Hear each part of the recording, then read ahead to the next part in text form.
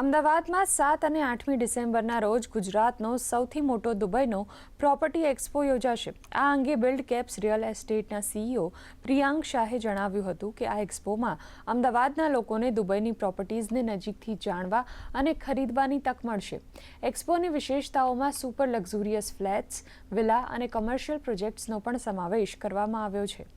દુબઈમાં 205 કન્ટ્રીના લોકો 205 નેશનાલિટીઝ ઓલરેડી રહે છે, સેટલ થાય છે અને દુનિયાભરમાંથી લોકો સેટલ થવા માટે આવે છે। તો આ રીઝનના લીધે શું છે કે ડિમાન્ડ સૌથી વધારે છે, લિક્વિડિટી સૌથી વધારે છે અને લિક્વિડિટી વધારે હોવાના લીધે આજે ડિમાન્ડ પણ સૌથી વધારે છે પ્રોપર્ટીઝની અને તમને એના લીધે કેપિટલ એપ્રિશિએશન બહુ ફાસ્ટ મળે છે।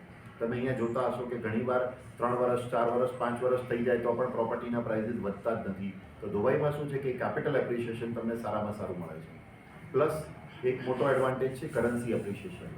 કરન્સી આજે દુબઈની જે છે એ જેટલો ડોલર વધે છે એટલી જ કરન્સી વધે છે।